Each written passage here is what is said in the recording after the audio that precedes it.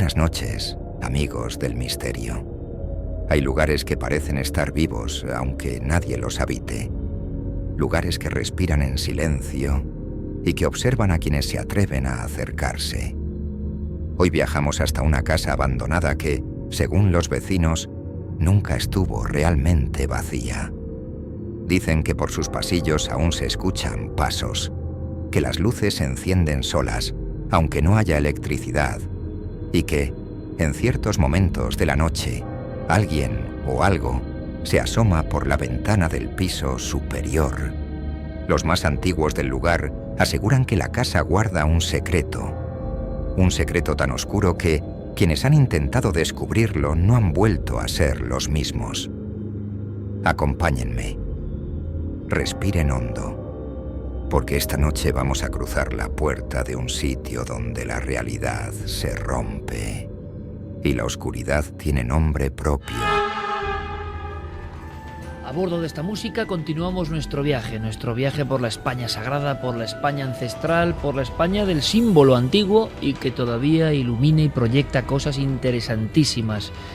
Es un auténtico pecado desconectarnos de nuestros ancestros y de sus conocimientos, y también de los misterios, que es una forma de la cultura. Estamos recorriendo una parte, brevemente, como en un viaje express, del País Vasco, 50 lugares mágicos del País Vasco, el libro de nuestro amigo Enrique Chazarra, editado por Cidonia, y que ha venido simplemente a lanzarnos, pues como unos puntos en el mapa. Una tierra apretada, una tierra pequeña en proporción con el resto del país, evidentemente, pero nutridísima no solo de misterios, de enigmas, de cuestiones ancestrales. Imaginaos la brujería o los códigos ocultos desde la prehistoria, la persecución de las brujas, los ritos iniciáticos, las cuevas, las apariciones, los seres mitológicos, sino que también, hay que decirlo, ha habido una gran cantidad de investigadores, de personas que, pues intentaban aproximarse a ese misterio, intentaban realmente atraparlo y contarlo, y dejarlo en legajos, y dejarlo en libros, y dejarlo en enciclopedias, que no es normal. Si hay un lugar donde se ha escrito del misterio, es precisamente el País Vasco. Vamos a hacer una cosa, que es caminar de nuevo en busca del misterio y hacerlo poniendo fin a esa leyenda o esa verdad. Hablaba nuestro compañero Javier Pérez Campos de un barco varado en mitad de la nada y de un perro y un tripulante solos. ¿Por qué conecta todo eso con el misterio? Bueno, el barco, para que nos hagamos una idea, lo que está a la vista, lo que ha quedado ahora a la vista, es solo el casco, pero se intuye que debajo de la arena podría haber hasta 5 metros de barco, porque tenía 2 plantas.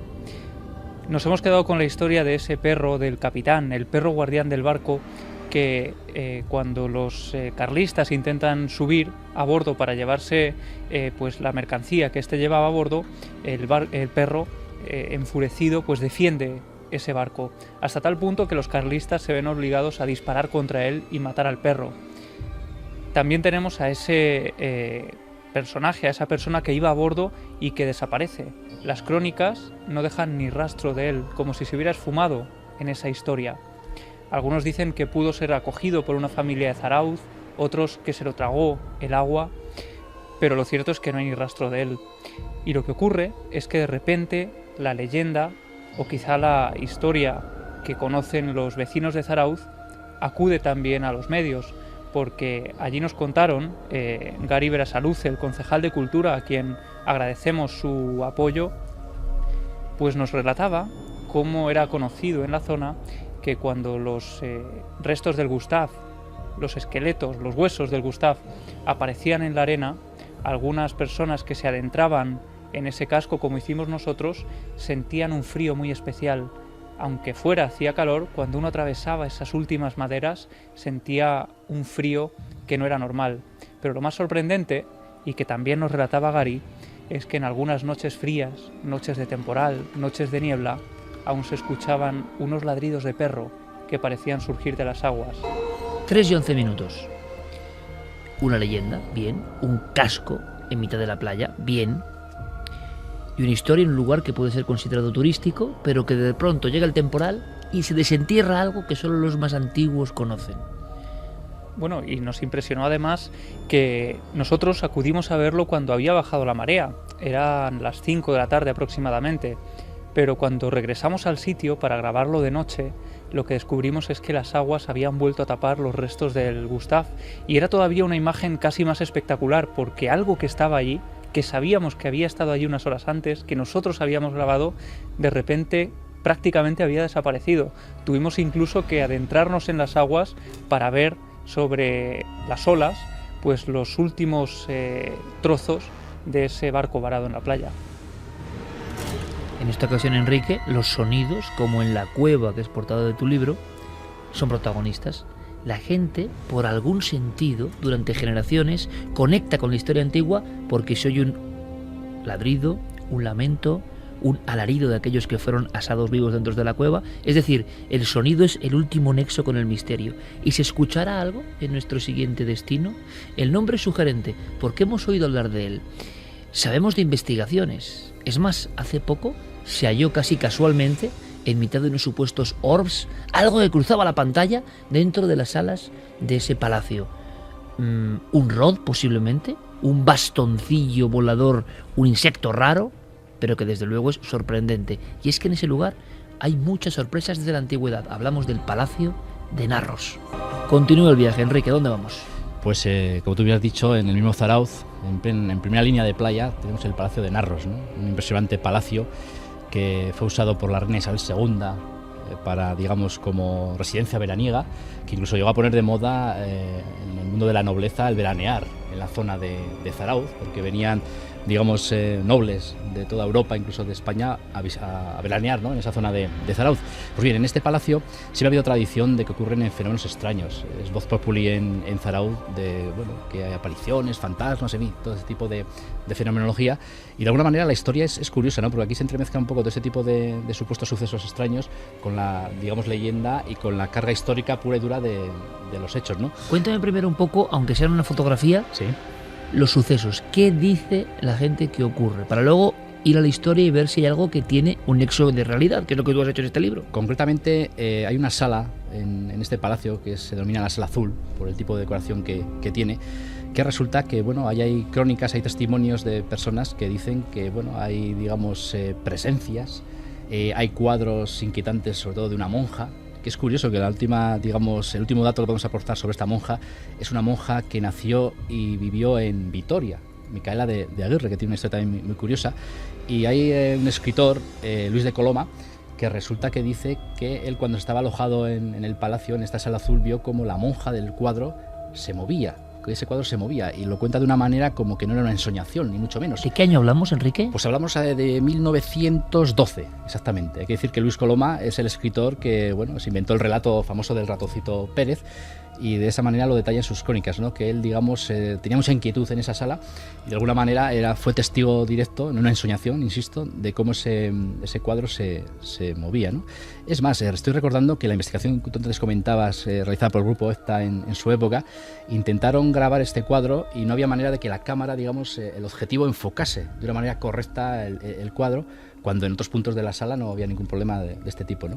Entonces, este testimonio, incluso con testimonios que en el mismo pueblo son muy conocidos en cuanto a oír ruidos, lamentos, luces cuando, digamos, no hay nadie dentro del palacio, o sea, la típica fenomenología de otros palacios y lugares de estas características, pues se dice que son habituales en este Palacio de Narros.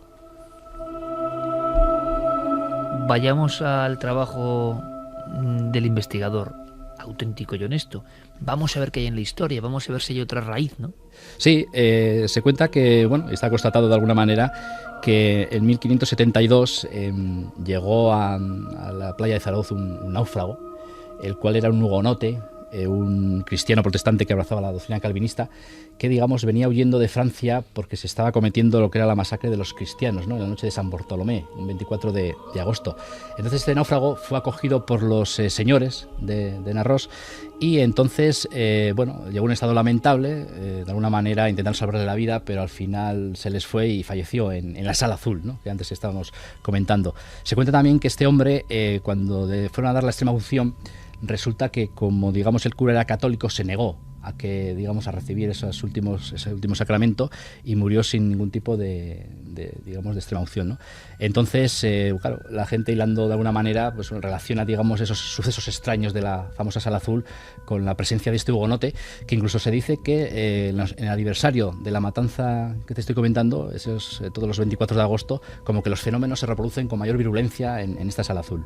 Vías abiertas, redes sociales en constante actividad y cuestiones, opiniones, quizá sugerencias, quizá futuros casos, eso sería maravilloso, para nuestro amigo Enrique Chazarra.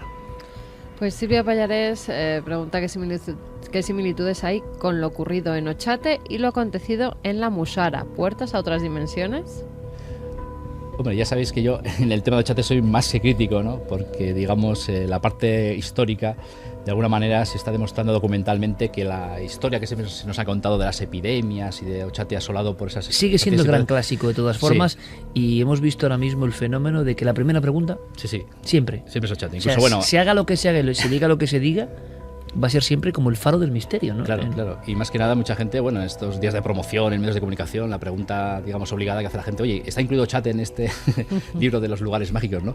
Y es antes lo que te comentaba, ¿no? Digamos, documentalmente, la parte esa histórica, de alguna manera, bueno, se está demostrando que, digamos, lo que cuentan los archivos, los legajos, no coincide un poco con la historia oficial de esa maldición, de esas pestes, ¿no? De estas epidemias. Al parecer hubo epidemias en esa zona y que fueron bastante habituales, pero no de esa manera, de la forma tan dramática y tan selectiva, ¿no? Que afectan no solo al pueblo. Y por otro lado están los testimonios, digamos, las experiencias que dicen vivir ahí la gente, que claro, eso al final es muy subjetivo, muy personal, y de alguna manera algunas tendrán explicación, pues no te digo que no. Oye, yo aprovecho que te tengo aquí, Enrique, y que tú sabes que además, bueno, creo que de los primeros lugares donde hablamos del inicio de la investigación crítica, y yo por lo menos, por ejemplo, al primer investigador de esta historia, Produm Muguruza, yo tengo un afecto personal. Muchas veces durante años no tenemos ninguna conexión, pero me parece una persona bastante entrañable y no sé hasta qué punto, por qué surgió, que sigue siendo un misterio, ¿no? Todo como surgió y como ya conoce nuestra audiencia y hemos hablado 1000 veces. Pero ya que tengo aquí, aprovecho. Mira que hemos estado tú y yo veces en Ochate, ¿eh? Sí. Pero tú muchos años antes que yo, y con otros investigadores y en tu juventud. Sí. ¿Nunca has tenido ningún tipo de experiencia, sensación, algo que de verdad te llama? Las voces, quizá, ¿no? Hombre, yo más que nada, bueno, están las míticas psicofonías, ¿no? ¿Y esas clásicas? ¿Les has llegado tú a dar una solución o no? No, en absoluto, que va. Además, cumplen, digamos, las típicas características de las psicofonías, ¿no? Que cuando uno oye muchas psicofonías dice, bueno, pues esto parece una grabación, vamos a considerarla auténtica, ¿no? Sin fraude por medio ni nada por el estilo. Yo he estado muchas noches allí en este despoblado y la verdad es que a mí siempre la zona me ha inspirado, digamos, buen rollo, ¿no? Como se suele decir habitualmente. Más paz que otra cosa. Por eso. Entonces, en ese sentido, digamos, no tengo ninguna experiencia ahí personal de decir, a nivel de sensaciones, pues he sentido algo raro, ¿no? Al contrario. Pero es lo que antes comentaba, ¿no? Muchas veces, aunque, digamos, la historia oficial documentalmente cuenta una cosa de lo que, digamos, ya la tradición y digamos, el icono del misterio cuenta, pues claro, esos testimonios, hay muchos testimonios que están por resolver y de alguna manera se me ocurrirán testimonios como el del mítico Miquel Colmenero, que cuenta su digamos, experiencia en Ochate, y yo le conozco hace un montón de años, ha contado la historia repetidas veces en de la aparición de dos seres como muy espigados y bueno, flamígeros. Y guarda cierta coherencia, ¿no? La verdad es que es un testimonio que tampoco puedo decir, bueno, pues habrás visto cualquier cosa o te lo estás inventando, lo que sea, ¿no? O sea, igual no es tan sencillo. Eso lo reconozco al margen un poco de esa investigación histórica que demuestra lo contrario, ¿no? ¿Y tú crees que en aquellas psicofonías famosas, que no vamos a poner otra vez, pero que decían Pándora o que hace una puerta cerrada, tú crees que tú estabas prácticamente en todo ese momento, ¿no? En toda esa acción, que no hay ningún fraude? Sí, porque yo, bueno, en este caso juego un poco la ventaja de que viví esos años intensamente, conocía a los personajes implicados, conozco las historias de primera mano, porque con el paso del tiempo se han ido tergiversando, y yo sé que, bueno, que había buena fe y, digamos, un buen hacer por los investigadores que en su momento grabaron estas grabaciones ahí en la Torre de Ochate, sobre todo. Aunque no queremos entrar en la polémica, porque muchos dirán, bueno, realmente Ochate pertenece al condado de Treviño, que claro, pertenece a Burgos. Pero eso son otras cuestiones. Vamos con más. Borja dice, casualidades de la vida, hace 2 semanas estuve currando en Zarauz, tiene algo este pueblo, no sé qué es, pero es algo extraño. Que es hermosísimo, ¿no? Que se come de maravilla. También, ¿no? Y que tiene mucha historia. Y una necrópolis fascinante además también, que tendremos que contar algún día. ¿Cómo es eso? Bueno, eso es una escena también que a mí me impresionó, porque Gary Berasalucer llega un momento en que nos enseña también una parte del museo y dice, bueno, bajad Pero conmigo. me estás diciendo que Gary Berasaluce, concejal de Cultura, es un auténtico entregado milenario. Sí, bueno, no te voy a contar hasta qué punto. Pues le mandamos un abrazo, porque te lo decía antes. ¿Cuál es la diferencia? ¿Que hay lugares con muchos misterios o que hay gente con redaños que se pone a investigar? Es una diferencia interesante, porque de repente hay entusiastas que empiezan a arrastrar con todo y a sacar cosas, y en otros sitios es que no hay esa persona. Claro, y si además está en la posición de un concejal de cultura que puede ayudar a que todo esto se cuente y se divulgue, pues desde luego es una labor encomiable, ¿no?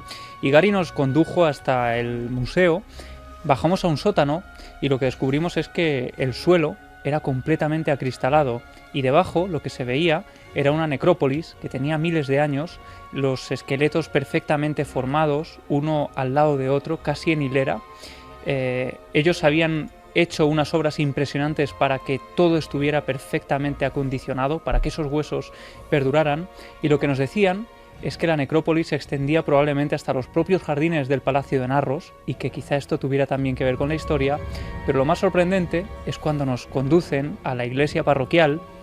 Imagínate una iglesia amplia, justo al lado del altar había una gran alfombra que recorría toda la iglesia y dice, bueno, es que la necrópolis también llega hasta aquí.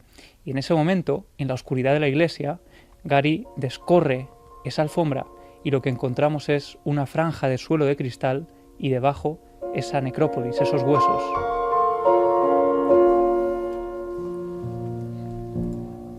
Pato dice, si ya de carne y hueso las monjas son inquietantes, no me imagino ver a una en un cuadro y encima moviéndose.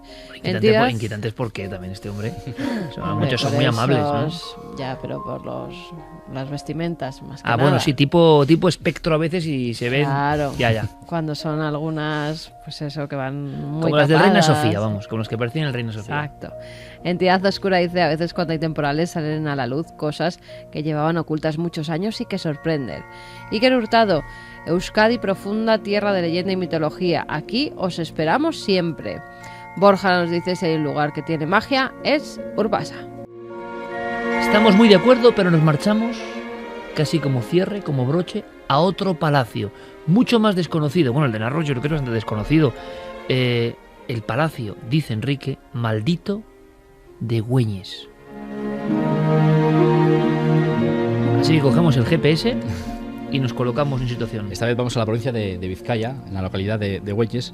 Aquí uno se encuentra con una estampa curiosa, ¿no? Porque ves un palacio del siglo XVIII, pero que se ve como que está inacabado, como que no lo han acabado de construir, ¿no? De finalizar. Y realmente su historia cuenta eso, ¿no? Que en su época el señor Baltasar Hurtado de Amézaga construía este palacio y digamos que tuvo una muerte repentina, por lo cual quedó inacabado el palacio.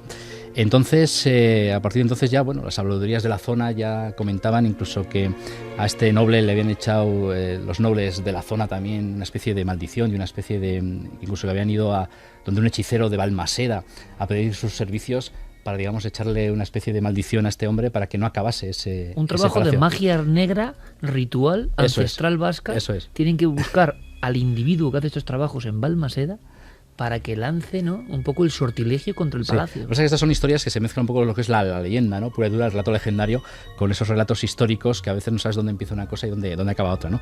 Y luego, paralelamente a estas historias, pues tenemos también más historias de aparecidos y de fantasmas, porque resulta que un hijo de Amézaga, de este señor, digamos, pues bueno, falleció también muy joven y resulta que sus ropas fueran donadas a otro muchacho vecino en la zona. Y cuando, digamos, este chaval también falleció, de alguna manera su madre, pues bueno, entró en un estado de desconsolación total, hasta tal punto que todavía se cuenta que los gemidos y los, digamos, lamentos de esta madre desconsolada todavía se escuchan en el palacio, ¿no? Y es curioso que yo, en las ocasiones que he visitado este palacio, me encontraba gente aficionada al misterio haciendo psicofonías, ¿no? Intentando captar esos lamentos, porque son conocedores de esta historia y de alguna manera quieren registrarlo en sus grabadoras. Que cada uno tiene sus tendencias y Clara, antes de entrar en esta última hora de Milenio 3, le agarraba casi por la pechera a Enrique Chazar y decía, oye, ¿y en esa cueva se pueden hacer psicofonías? Pues no sé si se puede o no se puede, pero Clara lo hará seguro, estoy más que convencido. En fin, 50 lugares mágicos del País Vasco, un viaje entrañable, casi en titulares, Enrique, el lugar más luminoso, más hermoso, más bello, sin menospreciar a ninguno, sí, pero donde tú te has sentido como más hilado, ¿no?, con la naturaleza, con el misterio, con la historia, no lo sé. ¿Cuál te viene a la mente? Es casi a bocajarro. Amboto. Amboto. En Monte Amboto. Lo reflejo en el libro. ¿Con qué cantidad de leyendas, de misterios, total, de aparecidos? O sea, es que son lugares con esa belleza paisajística que si realmente los seres mitológicos de la mitología vasca existieran, tienen que estar ahí. Porque ¿Y por qué nacieron ahí y se identifican? Pues por algo será, ¿no? Además que es curioso porque esa zona, bueno, sabes la típica leyenda de la dama de Amboto, ¿no? De Mari, que dicen los lugareños de la zona que ven una bola de luz, una bola de fuego atravesar los cielos. Y es curioso porque recorriendo esos parajes me he encontrado con abueletes de cierta edad que dicen, no, esto no son leyendas, nosotros hemos visto pasar por el cielo a esa luz, ¿no? Y son testimonios auténticos que dices, bueno, ¿dónde acaba el mito, dónde acaba la leyenda y qué han visto esta gente, ¿no? ¿Y el lugar de sombras? ¿El lugar de oscuridad? ¿El lugar donde hasta la mente aséptica, honesta, racional también de nuestro amigo Enrique Chazarra, que ha pasado por todas las fases del investigador, se ha llegado a sentir intranquilo, se ha impresionado, pero en el otro sentido? Pues en la cueva de Sandail, la que comentamos al principio, porque en varias ocasiones que he ido pues, bueno, a sacar fotografías, a visitar la zona y captar fotografías adecuadas para el libro, recuerdo una tarde lluviosa, casi de tormenta, que estaba ahí solo en esa cueva, y la verdad es que en la zona de la ermita, digamos hay dos zonas, ¿no? Un extremo donde está la ermita y otro extremo donde empieza la cueva profunda, ¿no? Donde se confirma esa leyenda que antes comentábamos. Pues esa sensación de estar ahí en las entrañas de la tierra, en esa situación, bueno, reconozco que es algo más subjetivo y a nivel de sensaciones y personal, pero ese malestar de igual sugestión, llámalo como quieras, pero de alguna manera de no estar cómodo en ese momento, ¿no? Amigo Enrique Chazarra, me trae Carmen ahora mismo una fotografía. Gracias a Diego. No, sí, es que Diego... Lo que pasa es que no tenemos fotos nosotros de Diego cuando tenía 17, 18, Diego, 19 años. A ver Diego, qué pinta que está tenía claro, el amigo Diego. Es un robot, lo sabe la gente, es un bot. Hay una foto, creo que es de 1996 inicios. Han pasado, Enrique, qué buen momento, mira, es bonito. Fíjate. Han pasado 18 años de esa fotografía. Casi nada. Y ahí están dos imberbes, uno es Enrique Chazarra, otro es servidor, acompañados de la Torre do Chate, de unos árboles sin hojas, del símbolo del misterio en el condado de Treviño, y casi nada, a nuestro lado, un hombre que se llama Fernando Jiménez del Oso.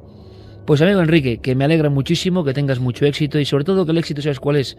Que mucha gente, da igual, mucha, poca, yo espero que muchísima, vaya a estos lugares, sienta otras cosas, viaje con esta calidad del conocimiento, del cariño y el amor que tú le has puesto, y se reactive ese recorrido por la España mágica, que es una cosa que no es fácil y que muchos intentamos hace mucho tiempo.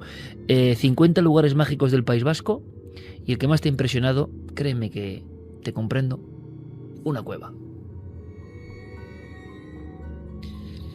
Me alegra mucho que estés aquí, compañero de tantas aventuras y de tantas historias. Hasta la próxima. Hasta la próxima, un placer. Mucha suerte, Enrique. Gracias, Iker.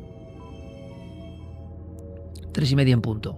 Y la música. Y muchas personas dirán, ya se va abriendo lentamente un archivo envuelto o con una funda recubierto de una extraña piel. El archivo de Clara Tauces.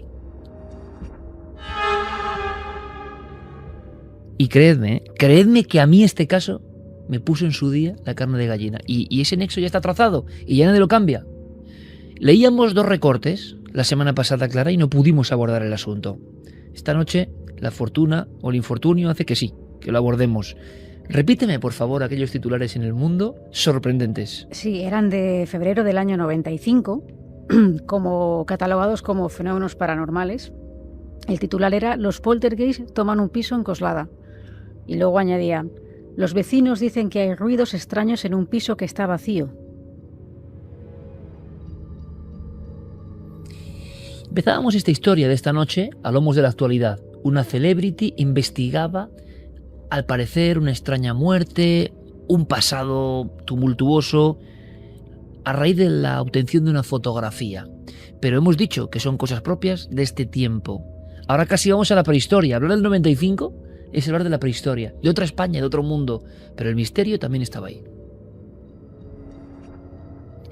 Y en este caso no es un lugar de lujo, no es una celebrity, no es una hija de una persona famosa, no es un compartir en tiempo real todo lo que está pasando, no es otra cosa, es Coslada, es un barrio de clase obrera, es un barrio de gente trabajadora, humilde, y en un piso de tantos, en un bloque de tantos, parece que empieza a ocurrir algo. Pues sí, estamos hablando efectivamente de una localidad obrera que, de hecho, pues Hay que decir que son todo bloques muy, muy parecidos en esa zona. Por la construcción, tal y como son, es difícil que sepamos cuál es uno y cuál es otro si no conocemos bien el lugar. Pero aquí ya se hablaba los vecinos lo conocían precisamente como la Casa de los Espíritus. Y esto que surge precisamente en el año 95, en febrero, viene pues porque según los vecinos, en un piso de uno de esos bloques, concretamente en la calle Doctor Barraquer, no vamos a decir el número, los vecinos denunciaron que ocurrían fenómenos extraños y que lo curioso o lo sorprendente es que nadie habitaba allí, no había ningún inquilino en ese momento. El tipo de fenomenología era muy concreto, se escuchaban ruidos y golpes en las paredes. Por la noche, en algunos vecinos que pues, llegaban a casa un poco más tarde, también afirmaban haber visto grandes sombras en el portal que recorrían tanto las paredes como el techo. De hecho, los últimos inquilinos, hasta ese momento, se vieron obligados a abandonar la vivienda. Permanecieron allí 2 años, aguantaron 2 años, estaban de alquiler. El piso en realidad pertenecía el propietario era de Barcelona, por allí no aparecía y eso lo gestionaba una agencia, ¿no? Llegó un momento en que ya no aguantaron más, ya no pudieron más y se marcharon.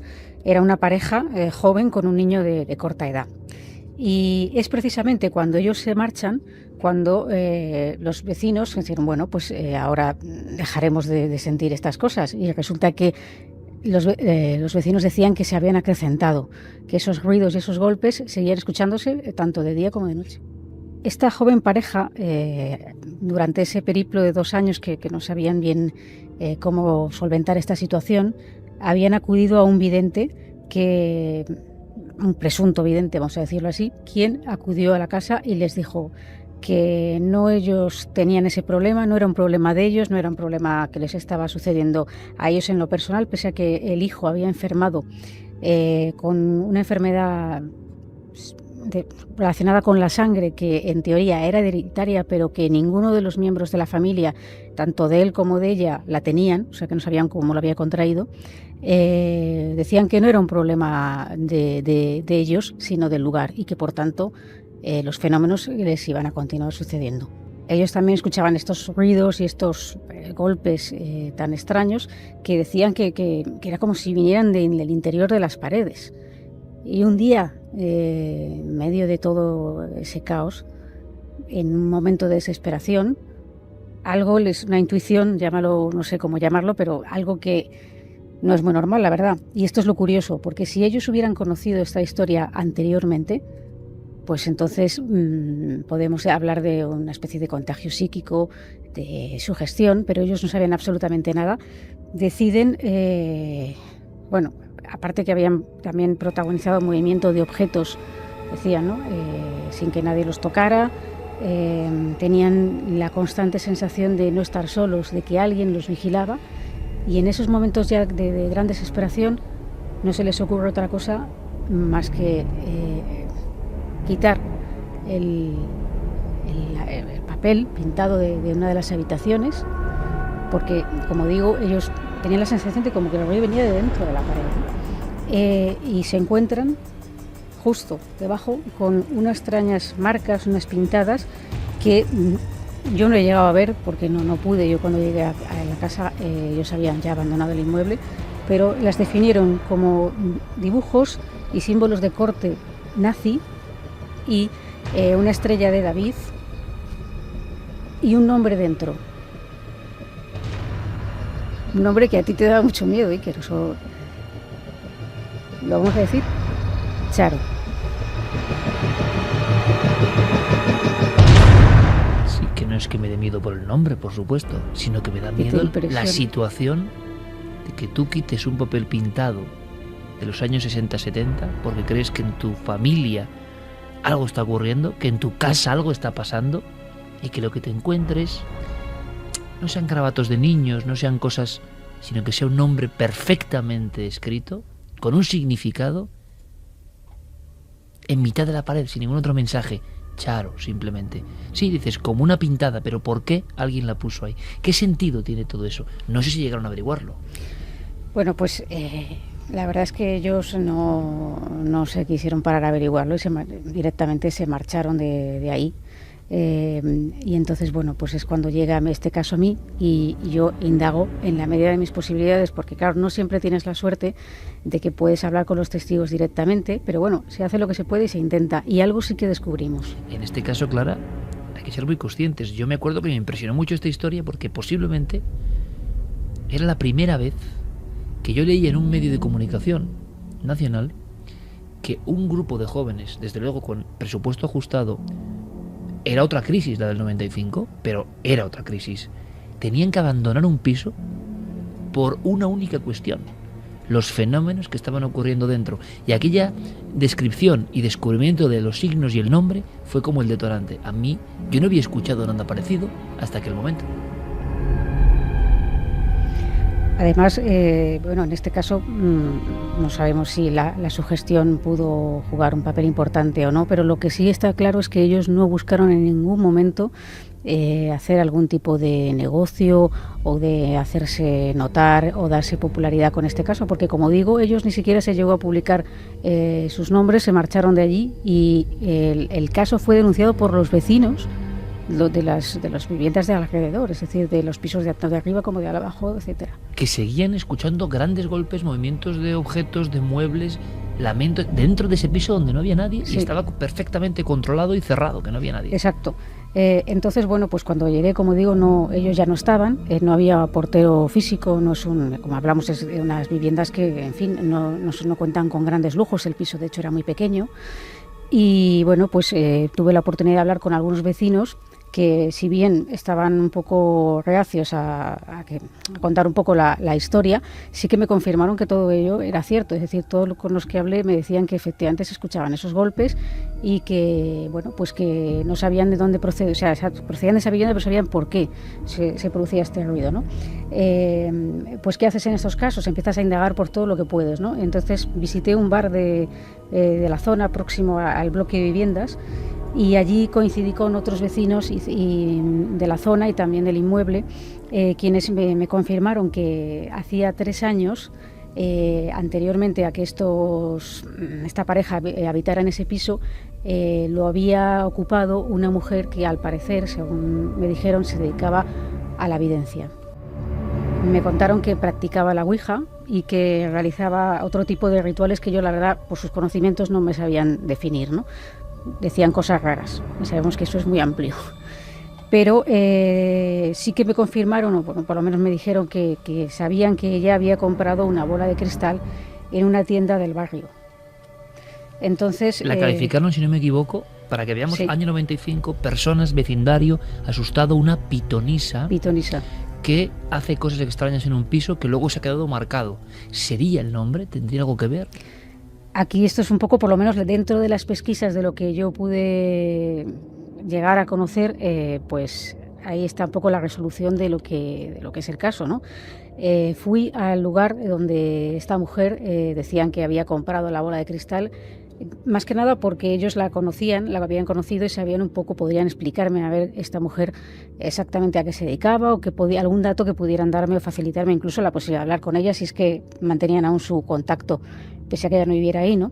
Y era una cristalería donde había comprado la bola, y ellos me dijeron que efectivamente esta mujer había comprado una bola de cristal y había habitado en ese piso, y la sorpresa vino cuando le pregunté si recordaban su nombre y me dijeron que se llamaba Charo. Poco más pudimos hacer en este caso, porque a veces no, aunque tienes buena voluntad y te trasladas a los sitios y intentas hacer lo máximo posible, pues es hasta aquí donde yo pude averiguar. No pude localizar a la tal Charo, ni hablar, como digo, con los inquilinos del piso, pero desde luego estaban bastante asustados, por lo que me dijeron los vecinos, para haber tomado esa decisión, sobre todo cuando ya el caso empezó, que enfermó el niño, ¿no? Yo quisiera hacer un poco un matiz, ¿no? Y una cosa es que a ti tú sepas que en ese piso, por ejemplo, que han estado ocurriendo algún tipo de ritual, práctica de Ouija, de ceremonias de cualquier estilo, y que tú te traslades a vivir ahí. Entonces es fácil pensar que la sugestión puede hacerte, pues oye, como sabes que aquí ha habido cosas raras, pues yo siento cosas raras.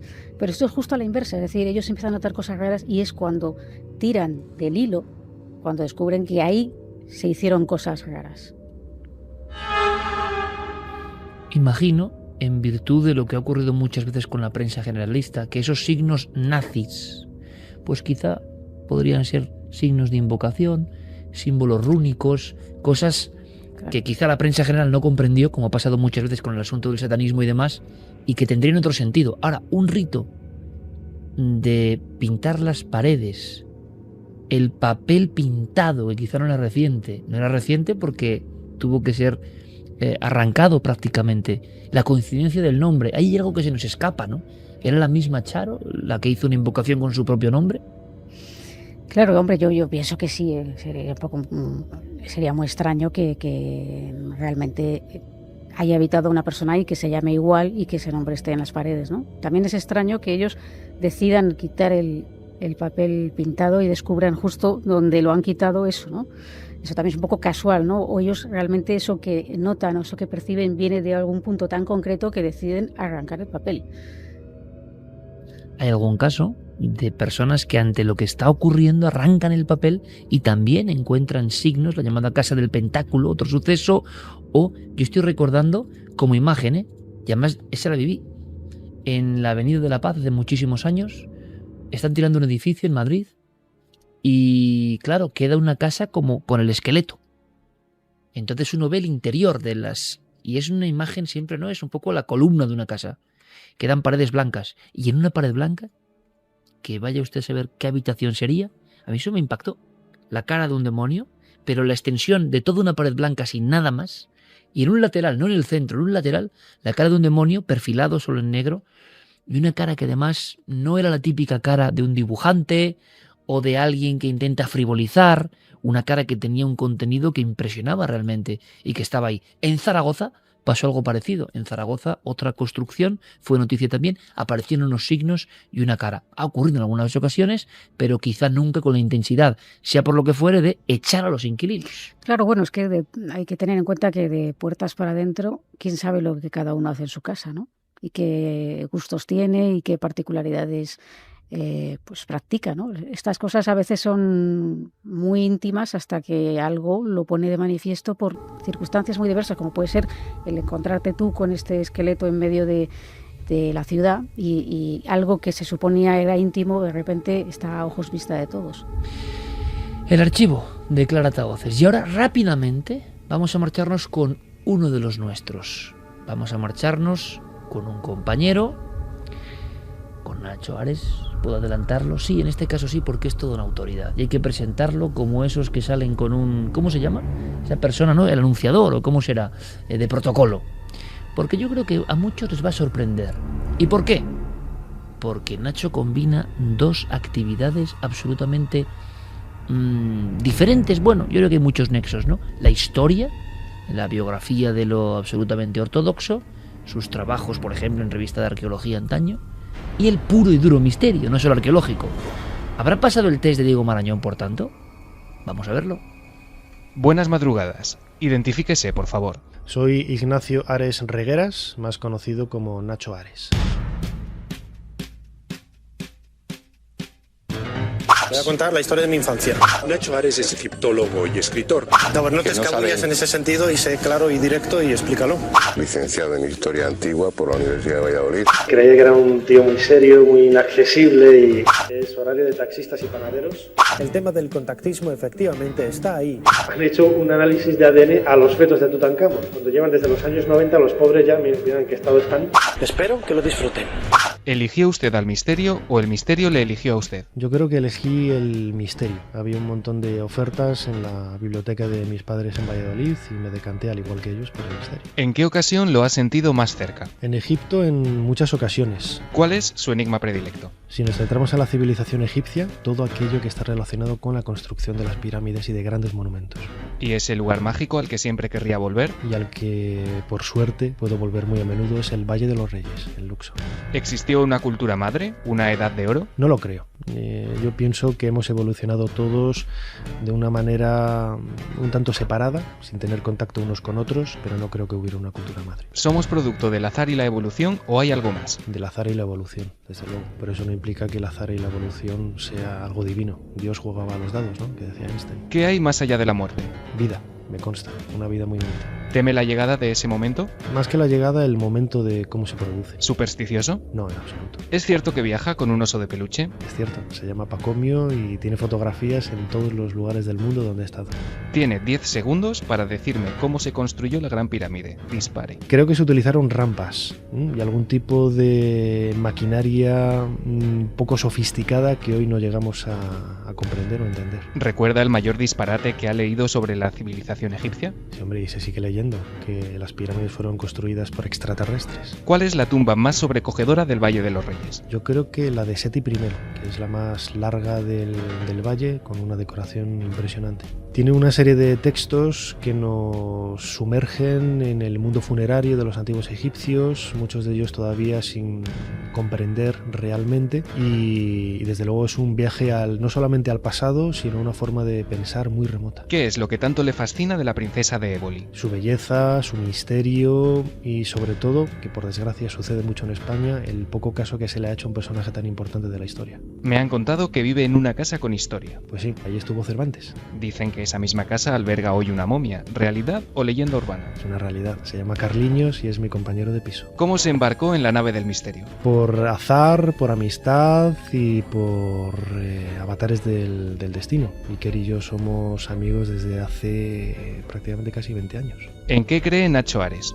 Creo en muchas más cosas de las que realmente reconozco. Antes hablaba de la vida más allá de la muerte, de eso estoy completamente seguro. Y también estoy seguro de que hay algo que, si bien no es cierto que nos manipule o nos maneje, está ahí, por lo menos se siente que está ahí. ¿Cuál ha sido el fregado más grande en el que se ha metido? Con el vértigo que tengo, hace poquito, dejarme caer por una pared de 40 metros, un acantilado al mar. Si piensa en su infancia, la imagen que aparece en su memoria es... Pues siendo niño leyendo los primeros libros de Egipto. ¿A quién le encantaría haber conocido?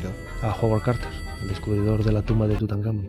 ¿A qué tiene miedo? A pocas cosas. Hay algunas personas que dan miedo, pero realmente no tengo mucho pavor a este tipo de cosas. Un libro y una película. Un libro, Dioses, tumbas y sabios, de C.V. Ceram. Y una película, por el personaje, la actriz y el momento, los años 60, Desayuno con diamantes, de Audrey Hepburn. Un pintor y un músico. Un pintor, Diego Velázquez, sin lugar a dudas, sí. Y un músico, Jean-Michel Jarre. Acabemos con un vicio confesable. Soy un romántico de comprar libros, CDs, DVDs y puedes creerme que jamás he pirateado nada. Gracias por su colaboración. La identificación ha sido completada con éxito. Desde este momento puede considerarse de forma oficial y por méritos propios uno de los nuestros. Ignacio Ares Regueras, o sea, Nacho Ares. Hay algo sorprendente y que tiene una segunda entrevista. Bueno, luego os dejamos con él, con Ser Historia, un maravilloso programa donde también está Fermín Agustí, que hay que empezar a preguntar en qué programa no está Fermín Agustí. No en qué programa está Fermín, sino es el auténtico poder en la sombra en la cadena SER. Nacho Ares, me ha dejado un poco, Hay vida en el más allá. Me consta. Me chiva Fermín, que además es un programa de terror. No sé, es que este Fermín ya, o sea, dentro de poco Ser Fermín. Todo. Sí. De verdad que sí. Desde luego que la madrugada del sábado al domingo, siempre en buena compañía, con gente muy loca y muy cuerda al mismo tiempo. Y Nacho yo creo que tiene esa amable esquizofrenia, ¿no? Y a mí me parece maravilloso y que se desnude, ¿no? El alma ante nosotros porque es uno de nuestros colegas. Cuando ha dicho, es que Iker y yo nos conocemos hace 20 años, le entra a uno ante un vértigo cuando dicen eso. Y aquí seguimos, repletos de ilusión y contando las cosas y sintiendo vuestro afecto. Vaya que sí lo hemos sentido. Porque a ver, ¿cómo resumimos lo de Zaragoza? ¿En un minuto? Pues es que no sé cómo resumirlo y menos en un minuto. Simplemente dar las gracias. Las gracias y perdón, aunque no estaba en nuestra mano. Perdón por toda la gente que se quedó fuera. Y las gracias por toda la gente que acudió para ver simplemente pues... Una charla entre amigos. La verdad es que fue emocionante. Y además yo quiero mandar un abrazo porque los organizadores, Maricruz Soriano, la gente de las charlas con valor, es que se vieron sobrepasados, porque una cosa es una charla en un día de diario en Zaragoza, que el aforo esté repleto y más que repleto, pues unas 450 personas. Día de diario, 6 de la tarde Zaragoza, repito, o sea, y que haya 2.000 personas, 2.500 en la cola y 2.000 se queden fuera. Y os digo una cosa que no voy a olvidar nunca, nunca. Y es que cuando nos tuvieron que evacuar, porque fue así, ante la ola de afecto, porque, en fin, es que todo se desbordó. Y hubo un momento en que queríais estar con nosotros, queríais... Y yo lo entiendo perfectamente, ¿no? Y nos conocéis y sabéis que nos sabe muy mal que haya ese amargor también. No queremos dejar a nadie sin una palabra, sin un choque de manos, porque sabemos por qué estamos juntos en todo esto, ¿no? Y lo que significa y lo que nos anima entre nosotros saber que cada vez somos más. Pero es que esta vez fue imposible. Fue una avalancha brutal de afecto, repito, ¿eh? Tuvieron que evacuarnos y cuando salgo en el parking hay un grupo de chavales de Barcelona, como 30 más o menos, y me dan un aplauso y me dicen, otra vez será. Personas que no habían podido entrar, que habían ido de Barcelona, no habían podido entrar y no se quejaban, ¿no? Eso es impagable, eso es maravilloso, eso os define como personas. En cualquier otro lugar, con estas circunstancias, 2.000 personas en la calle, hubiese habido un tumulto público terrible. Y una vez más, desde hace 12 años venís demostrándolo, ni un problema. Eso sois vosotros, es vuestro mérito y es un orgullo estar al nivel que vosotros os merecéis. Gracias. Y para nosotros, esa oleada, ese afecto, yo volví a sentir el aplauso de Sevilla, de verdad, hace 12 años, cuando tú y yo subimos al escenario, y sentí que era un aplauso de verdad, algo muy especial. Y en Zaragoza sentimos, yo tengo que decirlo, que no es solo el programa, no es la temática, no es el misterio, no es el caso concreto, que había algo más que nos unía, que había algo entusiasmador, ilusionador en estos tiempos. Así que, de parte de todo el equipo, porque no es la labor de Iker, ni de Carmen, ni de Santi, ni de Clara, ni de Javi, es todo el equipo, del primero al último, todos estos artesanos locos que hacemos algo que va contracorriente, gracias de todo corazón. Bueno, vamos con las bendiciones, es que se me acumulan todas las semanas. Sí, pues dale rápido y lo hacemos común. La música ya es bendición milenaria, esta música es bendición milenaria. Enrique Baeza, que nos pide una bendición porque el miércoles pasado nació su segunda hija, Teresa, que ahora está con ella entre la cama y la cuna y al otro lado de la cama. Su madre pues que trata de descansar. Nos pide una bendición para Teresa y para Sara Baeza, que también es otra hija suya y que oyen el programa todos. Ahí va. Nos dice, además sois especiales porque no habéis perdido esa curiosidad que todos tenemos desde que nacemos. Saludos milenarios, mi novia y yo somos seguidores del programa desde hace años y desde hace una semana tenemos un nuevo milenario en la familia. Me gustaría que le mandarais bendiciones y en especial a mi novia y espero que en breve futura esposa, Grimanesa. Muchísimas felicidades por el programa y desear que sigáis así por muchos años. Un saludo desde Ripoll, en Girona. Bendiciones para toda esa gente que viene, que se incorpora y que la vida les sea muy feliz. Es verdad que te trajeron, porque a mí me sacaron por un lado, te trajeron hasta niños de 3 o 4 meses, ¿no? Que es un poco impresionante, claro. Sobre todo que niños que aguantaron mi charla, o sea, es que es inconcebible. Sí. Ese niño va a quedar marcado, no es broma, ¿no? De por vida. No, pero sus padres aguantaron para que nos pudiéramos hacer una foto con ese pequeño y darle las bendiciones. Buenas noches, milenarios. Soy Andrés, os escribo desde Gilet, en Valencia. Os pido la bendición milenaria para mi hijo Hugo, que lo hemos bautizado hoy y nos haría mucha ilusión que se las enviarais. Muchos abrazos y gracias por adelantado. Seguid así. Bendiciones. Y gracias por estar ahí cada sábado y domingo. Hugo. Bendiciones a mi hija Cayetana y mi pareja Zaira. La hija, no Zaira, que su mujer tiene 7 meses y por motivos laborales no estoy con ella, es todo lo que quisiera. La pequeña os escucha desde que estaba en el vientre porque su padre, o sea yo, soy un fanático de vosotros. Sin más, desearos todo lo mejor y nunca nos dejéis solos y huérfanos de Milenio 3. Pues gracias, y no tengo que decirlo yo, pero si puedes, de verdad, invierte tu tiempo lo máximo en esa maravilla. Personas, niños que vienen y mayores que se van. Javi Echevarría dice, mi nombre es Javi, os escucho desde Bilbao. El pasado domingo fallecía antes de tiempo mi tío Borja, a los 60 años. Un tío con el que he tenido una especial afinidad por ser un aficionado a los libros, la historia, los mapas antiguos, la radio y vuestro programa en particular. No solíamos intercambiar vuestras humildes investigaciones. Decirle desde aquí que se prepare, ya que nos quedan muchas aventuras por vivir. Mi tío Borja era sin duda uno de los nuestros. Un abrazo fuerte a todos. Bonito mensaje, ¿eh? Para el tío Borja, que estoy seguro que es uno de tantos y tantos y tantos corresponsales que tenemos ahí cerca de la luz.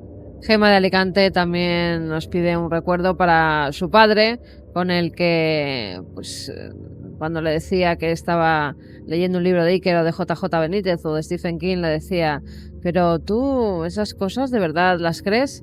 Y entonces ella decía: con todas mis fuerzas. Él muy serio le miraba y le decía: cuando me vaya, volveré para decirte si todo en lo que crees es verdad, si existe o no. Y ella dice que le sigue esperando, aunque el día que falleció pasaron cosas en su habitación un tanto especiales. Pues las señales hay que estar ahí para verlas. Yo decías, Clara, ¿verdad?, que este fenómeno de las bendiciones, que no sabemos también cómo surgió, yo que sé, la música, el deseo, ¿no?, de felicidad para todo el mundo, al margen de religiones, creencias, nacionalidades, etnias, que nos da todo igual, lo que nos gusta es el ser humano. Qué fenómeno más raro, ¿no? Porque es casi espiritual, ¿no? Pues me gusta. ¿A ti te gusta? A mí sí, todo lo que sea bendecir, que no sea maldecir, es bueno. Sí, señor. Sobre todo porque ocurre tanto de lo otro, ¿verdad? Santiago Camacho, compañero, que mañana te veo hacia las 11 menos 10 más o menos. Y menudo programón que tenemos, que no se lo pierdan. Un abrazo, amigo. Pues mañana nos vemos y además vamos a volver a la mesa de autopsias, con una autopsia muy especial. Sí, muy especial. Autopsia Jesús de Nazaret, vamos a decirlo. Sí, sí. Autopsia Jesús de Nazaret, con el doctor Cabrera. Clara, hasta mañana. Muchísimas Hasta gracias. Mañana, buenas noches. Noel, gracias. Fermín, gracias. Javi, gracias. Hasta la próxima aventura. Hasta pronto. Carmen, hasta mañana. Feliz semana. Semanas ya y días muy especiales. Enrique, muchísimas gracias, compañero. A vosotros, gracias. A ser muy felices. Os quedéis con las noticias en la cadena SER.